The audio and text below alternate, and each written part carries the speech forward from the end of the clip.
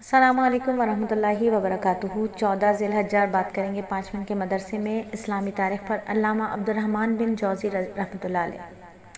6ठी सदी हिजरी में अब्दुर्रहमान बिन जौज़ी एक बहुत बड़े मुहद्दिस, मौर्रिख़, मुसन्निफ़, ख़तीब गुज़रे।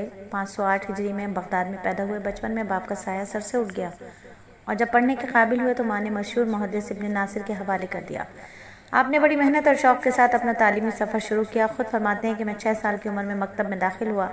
बड़ी उम्र के तलबा मेरे हम सबक थे। मुझे याद नहीं कि मैं कभी रास्ते में बच्चों के साथ खेला हूँ, ज़ोर से हंसा हूँ। आपको मुताले का बहुत गहरा शौक़ था। वो ख़ुद बयान करते हैं कि जब कोई नई किताब मेरी नज़र पड़ जाती तो ऐसा मालूम होता कि कोई ख़जाना हाथ आ गया। मैंने सिर्फ तालिब इल्मी के ज़माने में 20,000 किताबों का मुताला किया। 9 उम्री से ही आपको तसनीफ़ और तारीफ़ की तरफ मुतवज्जह हो गए और तकरीबन 1000 किताबें लिखीं। आपकी तसनीफ़ात में किताबुल मौज़ूआत, सफ़तुस सफ़वा और सैयदुल खातर बहुत बुलंद पाया हैसियत रखती है। आपकी वफ़ात 597 हिजरी में बगदाद में हुई। नबी सल्लल्लाहु अलैहि वसल्लम के एक मौजज़े की बात करें कि हज़रत जाबिर रज़ियल्लाहु ताला अन्हु फरमाते हैं, एक मरतबा मैं सख्त बीमार हुआ। नबी सल्लल्लाहु अलैहि वसल्लम हज़रत अबू बकर सिद्दीक़ रज़ियल्लाहु ताला अन्हु दोनों हज़रात मेरी अयादत को तशरीफ़ लाए। यहाँ पहुँच कर देखा मैं बेहोश हूँ तो आपने पानी मंगवाया और वज़ू किया और फिर बाकी पानी मुझ पर छिड़का, जिससे मुझे इफ़ाक़ा हुआ और मैं अच्छा हो गया। और क़ज़ा नमाज़ों की अदायगी एक बहुत बड़ा फ़र्ज़ है।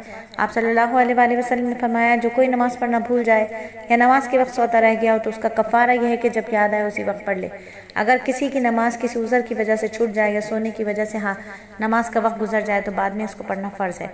गुनाहों से बचते रहने की दुआ करते रहना चाहिए। ये सुन्नत है कि गुनाहों से बचने की दुआ करते रहना चाहिए। फरमाया अल्लाह के नबी ने कि दुआ करें, ए अल्लाह जब तक मैं ज़िंदा हूँ मुझे गुनाहों से बचने की तौफ़ीक़ अता फरमा।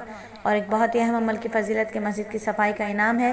नबी सल्लल्लाहु अलैहि वसल्लम ने फरमाया, जो शख्स मस्जिद का कूड़ा करकट साफ़ करेगा अल्लाह ताला उसका घर जन्नत में बनाएंगे और कुफ्र की सज़ा जहन्नुम है। कुरान में अल्लाह फरमाता है, जो लोग कुफ्र करते हैं अल्लाह ताला के मुकाबले में उनका माल, उनकी औलाद कुछ काम नहीं आएगी और ऐसे लोग जहन्नुम का ईंधन होंगे। और दुनिया के बारे में अल्लाह कुरान में फरमाता है, माल और औलाद ये सिर्फ दुनिया की रौनक है और जो नेक अमाल हमेशा बाकी रहने वाले हैं वो आपके रब के नज़दीक सवाब और बदले के एतबार से बहुत बेहतर हैं और उम्मीद के एतबार से बहुत बेहतर हैं। लिहाजा नेक अमल करने की पूरी कोशिश करनी चाहिए और इस पर मिलने वाले बदले की उम्मीद रखनी चाहिए।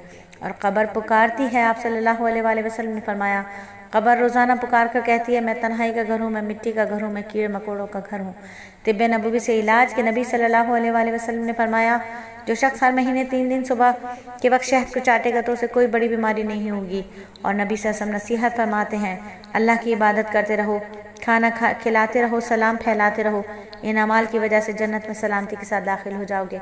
अल्हम्दुलिल्लाह 5 मिनट का मदरसा सिर्फ और सिर्फ 3 मिनट 5 सेकंड में मुकम्मल हुआ।